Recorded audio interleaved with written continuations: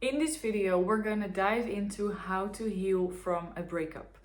Now, I do want to say and give a little disclaimer, this might be a bit of a sensitive video because I do want to get into stuff like betrayal, cheating, and I know that heartbreaks are a very sensitive topic, but I can assure you that after watching this video, you do feel equipped to work through that. So let's dive into it. First of all, I want to give so much grace to you if you are currently going through a breakup. I know it's one of the hardest things that we go through, and I said in a previous video that romantic relationships in general are so complex. And when you break up with someone, you can literally feel those withdrawal symptoms. There is many evidence, science-backed, that it does have an effect on you physically as well. So I want to give you some grace, and I hope that you will give yourself some grace while going through this process, because this is tough. All right, now let me be clear. A breakup can be romantically, obviously, but there are also breakups that can happen in friendships or even in families or within co-workers, or there are many different forms. So all the things that I'm going to say, most of the time I will be talking about romantic relationships, but you can apply most of these things to other relationships. Then, first point, most important, is even though I wish I could tell you, do this one thing and you will be healed very quickly or you won't feel anything, I cannot guarantee you that you will have a certain amount of time that is needed to go through this. And the only way to go through a breakup is to feel everything and to give yourself the time that you need. Because you know what happens if you don't?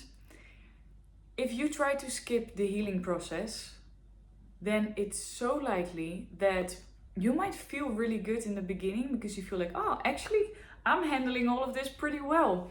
But you will attract a new partner, new package, might look different, might sound different, but in the end, it is going to be quite similar. If you don't heal what you have to heal after every breakup, you will continue to attract the partners that are going to give you the same wound. I have another video on this. I posted it a couple of days ago. You can watch that if you want to get deeper into the patterns behind it and behind choosing certain partners. But with a breakup, it is the perfect, most fruitful moment where you can really dive deeper into yourself, into your patterns, into who you are. So that's what we're going to do today. And I do also want to make it practical. First tip that I want to give you is journal about it. Okay, that's very general. There are many ways you can journal about these kind of things. First of all, you need to focus on what you feel. If the only thing you can do and the only energy that you have is to just write down how you feel each day, stick to that. However, if you do feel some space in this whole process, I do have some journal prompts that will help you.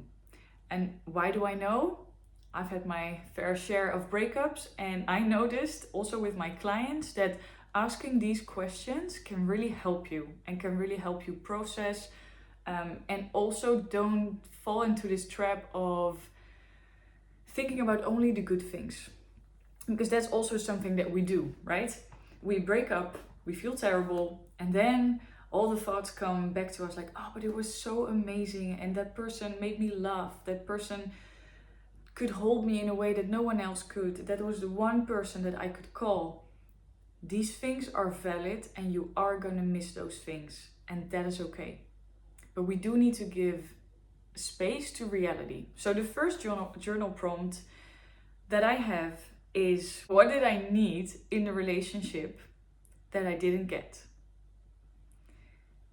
And the reason why I'm asking this question is because very, very often when we go through a breakup, we don't pay attention to all those times where we have felt abandoned, where we have felt hurt, where we felt like, I need some more. I want to love more, and I want to receive more. So when you take time to think about, what did I need that I didn't get?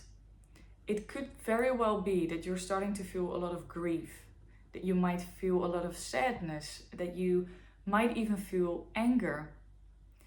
And most of the time, this isn't even about the other person, but it's about how you have gone through a period in your life where you knew that you were worthy of these things and you didn't get it.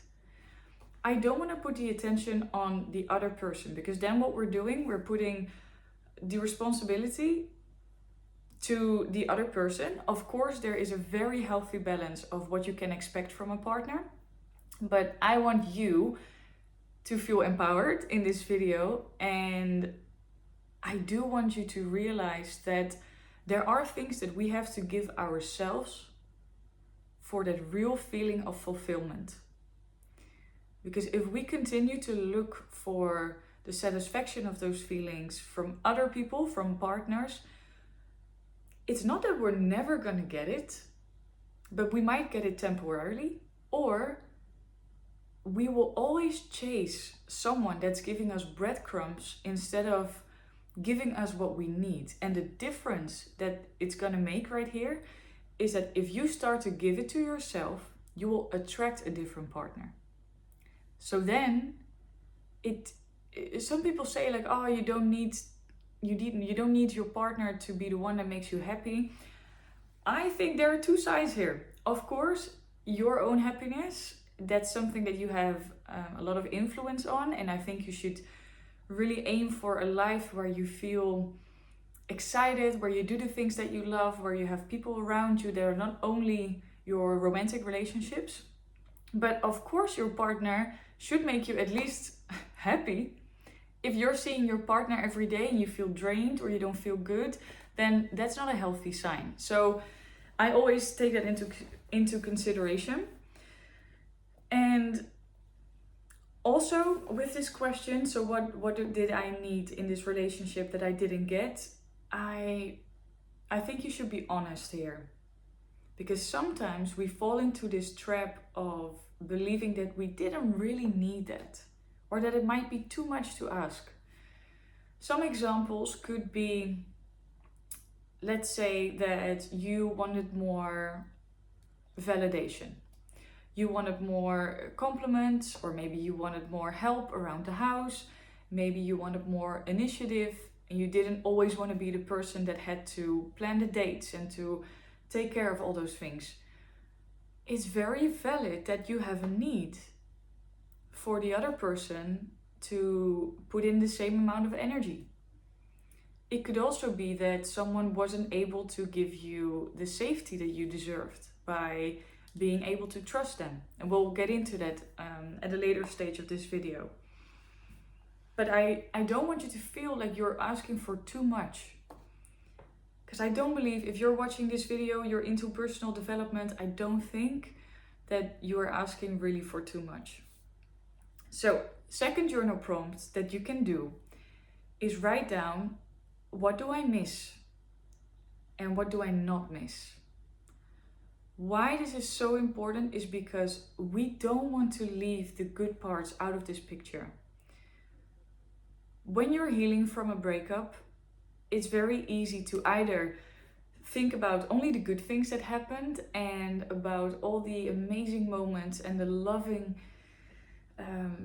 interactions that you've had, or we think about all the terrible things. That person is terrible, they did something horrible, I hate them, and it can go that way. And I also think there's a healthy anger that you should allow. But that's exactly why this question is going to help, because we are going to ask ourselves like, okay, what did I really love about this relationship? What do I miss? If you don't make space for the sadness, for the grief, for even the gratitude, then we think we bypass this process, but we don't. So we have to ask ourselves, what did we love? Because then we can also feel those type of things. But I do want to give a disclaimer here. If you're just going through a breakup and someone has hurt you so much, you might not be ready for this question until a couple of weeks or months. So don't rush yourself here.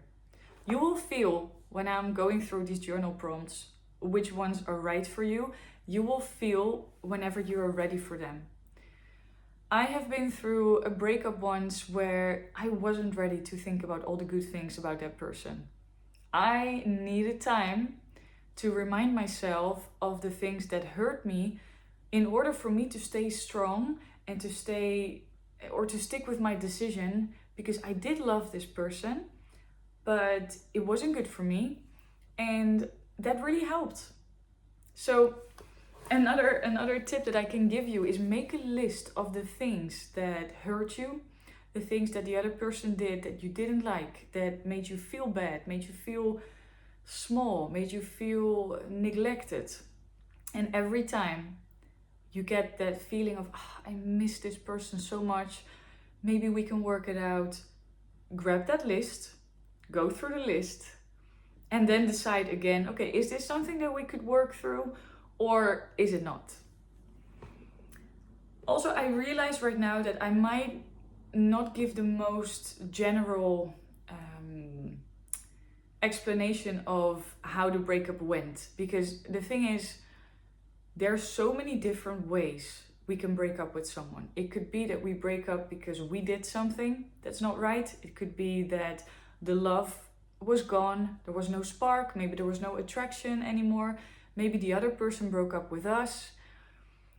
There are so many different ways, and that will also really pinpoint what questions would be best for you. But okay, write that one down. That's gonna help. What do I miss? What do I not miss? The third one is, what did I ignore that I shouldn't have? This question is all about self-trust. It's all about strengthening the relationship with your intuition. And I also realize this might be quite confronting, because there are always things that we felt and we ignored. There are moments where we give someone the benefit of the doubt. The point that I do want to make here, relationships will always take work. There's no such thing as a perfect relationship. People will upset you, they will disappoint you, and it's all about finding out, is it workable for me to stay with this person even though this person, for example, has certain qualities, or the things that have happened in the past, how do they communicate about it? And I want to make the distinction, because it's very easy to say like, oh, you can get signals. You have to evaluate with those signals, is it a deal breaker or not?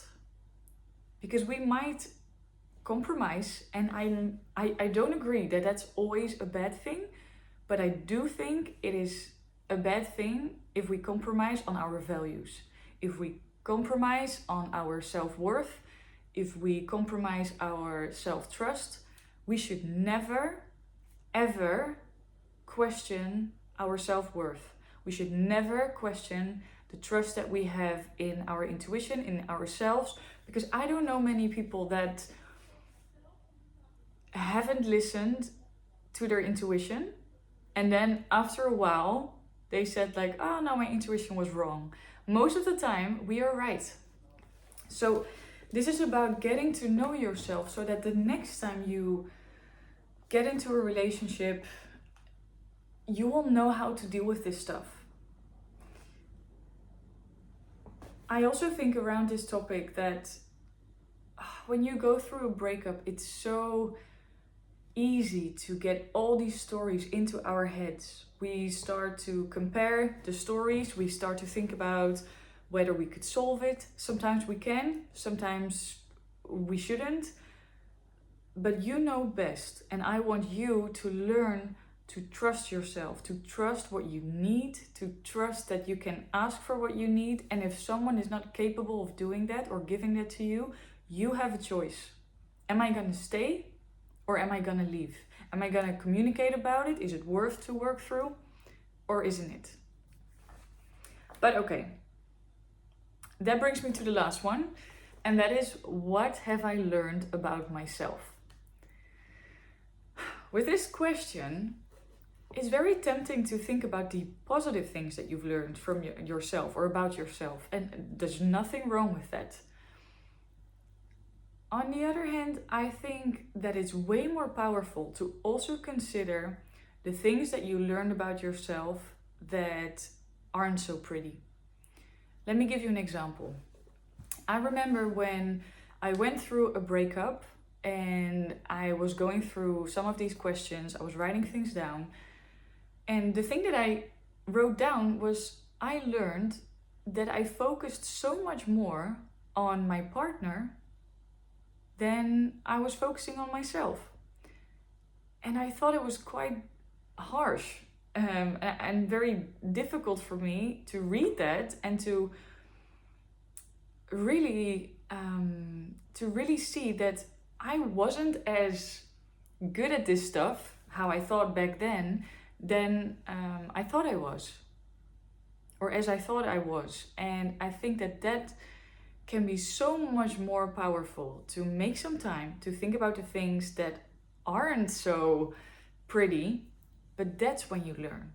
Because what I realized is that, wait a second, why am I always trying to make sure that the other person is comfortable? Why am I always framing my words, my actions, and everything that I do in a way to keep them comfortable? I didn't want to hurt the feelings of my partner. I didn't want anyone to feel uncomfortable. I didn't want them to get insecure. So I was so careful with everything that I was saying. And that meant that sometimes I was chipping away from my own needs, from my own expressions. Sometimes I was making myself small. I didn't want the other person to feel intimidated. So what did I do? What I did was I made the stories about, for example, my business smaller. When I was feeling really happy, I wasn't as comfortable as I wanted to be to express my happiness. And I realized that's not what I want. So those are things. Think about that for yourself. What is something that you're still doing? What is something that you did in this relationship, your past relationship, that didn't make you feel good? Because as always, I really believe in accountability and responsibility. So take this time to learn so that next time you'll do better for yourself. Then another tip. It's not the same as journaling. The tip that I'm going to give you, it's so extremely powerful. I cannot tell you how many times my clients have done this exercise. And I'm not going to spoil it. Something happens every time you do this. Write a letter to the person that you broke up with. You don't have to send it to them. You can if you want. But write everything down that you wish you would have said to them in their face. Something that you might never say to them in their face, but you will put it on paper to get it out of your system. What happens when you write this letter? You are literally releasing the thoughts, the emotions, and the pain that is attached to the relationship. When you write it down, you have a couple of options. You can either keep it for a while, or you can burn it. You can leave it somewhere in a bowl of water until it's soft and soggy, and then you throw it away. But the reason why I'm saying these things is because you make it a ritual to really let go.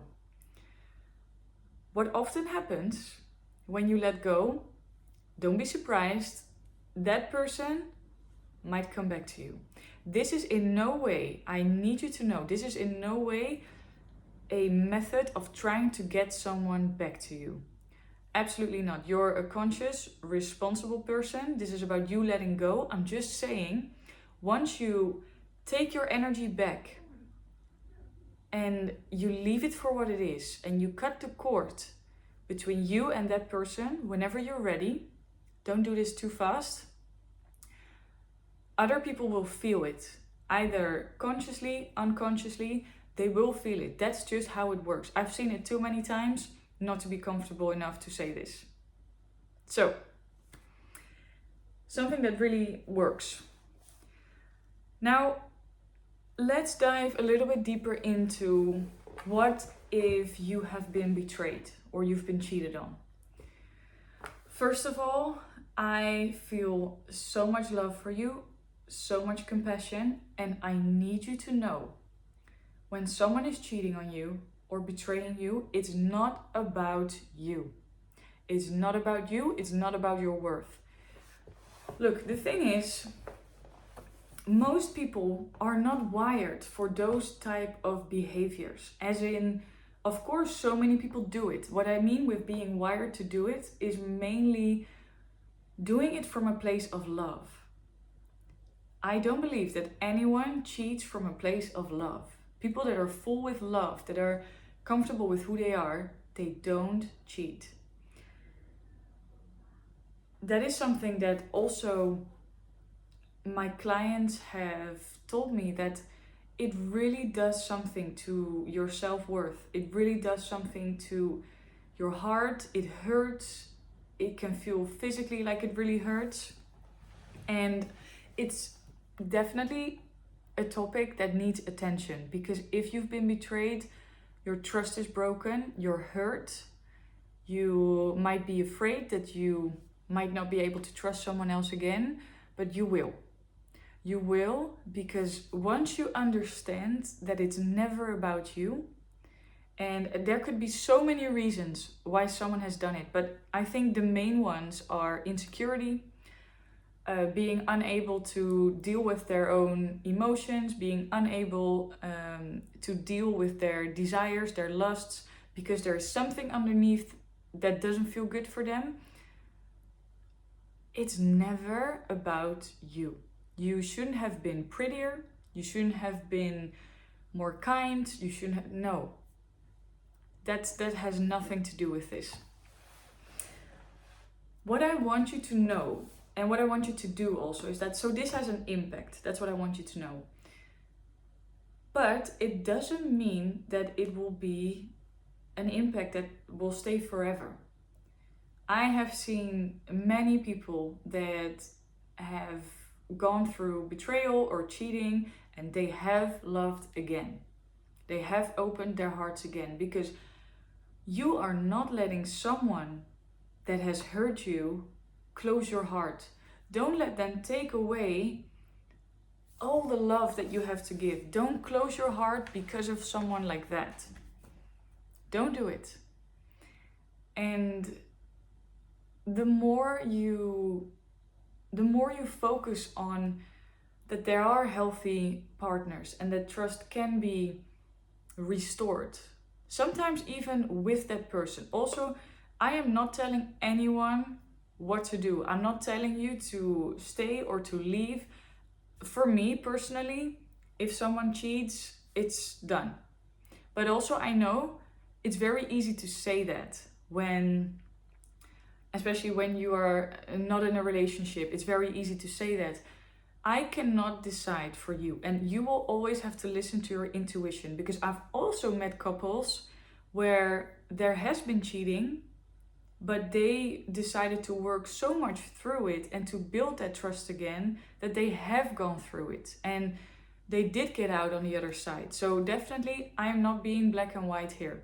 Just saying, for me, I don't think it would work, but that's different for everyone. If that happens though, you really need to put your needs first. Safety is the most important thing, especially for women in relationships. Trust is so important. If the trust cannot be restored, or if the trust was broken, you just know that there's something you need to work on. It's so easy to think that when things are going right and you don't talk about it, that you might have fixed it. That it wasn't as bad, that you might not feel as bad about it. It could be, but as long as you don't spend time finding out what's going on underneath the surface, you won't know. All right. I wrote down here, did the other partner cheat on you, or have you been cheating on yourself? Why did I write this down? Because sometimes we accept certain behaviors that are not good for us. We have felt moment from moment. Doesn't even have to be about another person.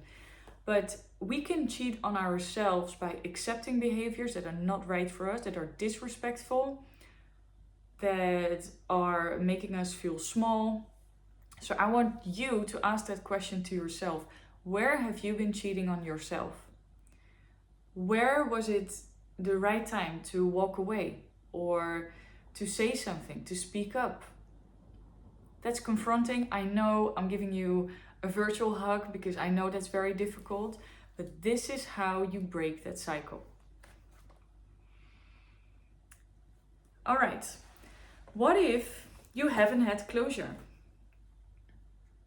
What if something happened, you broke up, and all of a sudden that person goes quiet? You hear nothing. You might feel, how is that possible? We spent so much time together. We bonded over all these conversations, over our feelings. We used to call each other. We used to do this. We used to do that. And then, boom, no contact. That is so tough. And it's so normal that you feel that you want some kind of closure, especially if you haven't had the possibility to have a conversation. I don't know how you broke up with a person. I don't know. But what I do know is that if you don't have the closure, you didn't have the conversation, then that is your closure. If something happened and you have expected someone else to maybe apologize or to have this conversation and they don't, that is your closure. People that respect you, respect themselves, that are emotionally intelligent, if they've done something wrong, they will come to you. And if they don't, let that be the closure. That doesn't mean that it hurts less, but it does help you to use this as a sign like, okay, we are not a match. We are not a match because I would have spoken to you, for example. Also, I want you to respect yourself enough to not beg someone for an apology. Don't beg someone to give you something that they're not giving you themselves. Try as hard as you can to get that closure within yourself. Something that I also found with my clients is that very often the only thing we needed the whole time that we felt hurt, that we didn't get it, that we felt so disappointed in the way things ended, that the only thing that was needed was to make space for the emotions of sadness, of anger, of disappointment, of grief.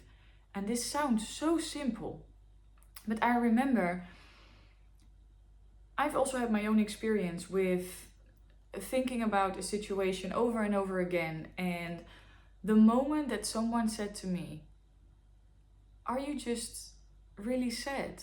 Or are you very disappointed about the whole thing?" I cried my eyeballs out. It was like the gates opened and it was a flood of endless tears, and I felt so relieved afterwards. I really felt that the only thing I needed was the acknowledgement of how I felt. I wasn't giving it myself. I was being so hard on myself, thinking, I need to heal this stuff. I need to get my life back together. I need to focus on my business, focus on this. And that's all very beautiful. But if we don't give space to the emotions that are there and we don't even bother to acknowledge what's going on, it's like it's all piling up, and then one day everything comes out. And I want to avoid that it overwhelms you in that way. So I would recommend to ask yourself, how do I feel? Do I feel sad about this? Has this hurt me? And let it out. Even if you need to listen to sad music, I am all for positive music and music that makes you feel good. But sometimes if we have a hard time letting emotions come out, I recommend listening to very sad music. Cry it out. Move. Look in the mirror. You know how, I know you do this. You know how when you are really sad and you feel that the tears are starting to fall off your cheeks, and you look in the mirror and you think, oh, I look so sad.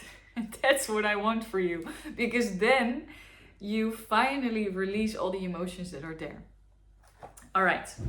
Now let's get into more fun stuff that are not so heavy and a bit more practical. Because you know, you can process all of this while at the same time doing things that make you feel good.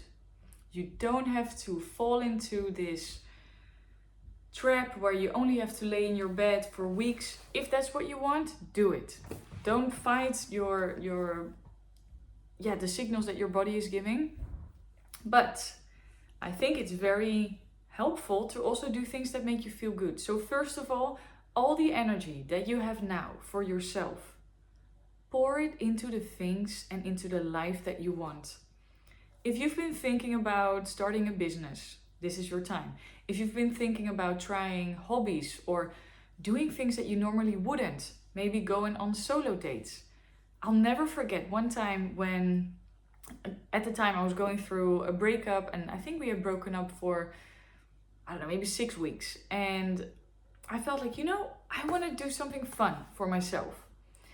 So I went first of all, I went skiing, an indoor skiing activity that was really fun. The other thing I did is I went to this museum party. I dressed up, put on the nicest dress that I had. I was wearing heels, and I went there and I felt so good. And everyone was asking me like, oh, are you here alone? Are you waiting on your husband? So, well, no husband here. But it was so fun because I felt like, you know what? I don't need a partner to still do the things that I used to do with a partner.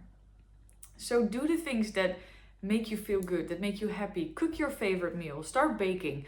Do the things that you might have normally done only with someone else, because then you won't miss out on the joy of that stuff. Also, really nourish your friendships. I have had so much support from best friends when I was going through breakups, and I had a really hard time asking for that support because I was raised in a way that made me very independent. I had a really hard time asking for help. I felt extremely uncomfortable calling someone, crying, because I felt like, okay, they're not waiting for this whole emotion conversation. They're probably just living their lives, and here I am saying like, oh, I feel so bad. But it was very connecting. And the right people, they will tell you, I'm so happy that you called me because now I can help you. People love to help each other. If your best friend or someone would call you saying how sad they are and that they just want to pour their hearts out, you would feel good. You would feel like, okay, I can be your friend now. I can do something for you because I love you. So don't be afraid. The right people will make space, will make time. Then the last tips that I want to give you, because it's been a long video already. Like I said, these two things can happen next to each other. So you can go through your emotions and do fun things at the same time. But make sure that you check in with yourself once you are avoiding the feelings. Because feelings will come up one way or another. And the longer you suppress them, they come up in a way that's less nice. Let's just say that. So really take time. Maybe you need to set a timer, 30 minutes a day, 10 minutes a day, if that's all you have, or maybe 2 hours a day, to sit down, to check in with yourself. How am I feeling? And give yourself that space. And do that for as long as you need. If you need help with that, you can also talk to a coach, you can talk to a therapist. Obviously, I coach my clients that are going through breakups as well. You know where to find me, but it's very important that you process through expressing. And expressing can look like talking about it, maybe writing about it. You can be very creative. Maybe you love to do sports. There are so many ways to process, and you know best. Okay, last point. And I have said this, but I do want you to know, take all the time that you need. Don't let other people tell you when or how you should get over certain stuff. You decide, you know what is best for you. If you want to move on within 2 days, it feels good, do that. If you feel like you need weeks, you need months, you need years, do what feels good. Obviously, I am going to say, if it's taking you a very, very long time, it might benefit you to look for help and to see if there are things that you can do to make yourself feel better. But again, we have to respect our own bodies. We have to respect our own time. So either way, I want you to know you're not alone in this. There are so many people going through breakups all the time. It's difficult, but there is always a glow up afterwards, because you, especially if you will be doing all these journal prompts and you've watched this video like you have, you will level up. There will be things in your character that will deepen. You will know so much better what you want, what you don't want, and you will get a confidence from getting over this. The moment you get over this in your own time, that's when the confidence starts coming up, because you feel like, okay, if I can get through that, I can do anything. And you know how you can already have those moments of joy and that spark where you feel like, oh, actually I did laugh a lot today, or I did get this idea. So take the time that you need. If you have any questions, if you have anything that you want to share in the comments, feel free. I am super grateful that you watched this video, and I wish you a beautiful day.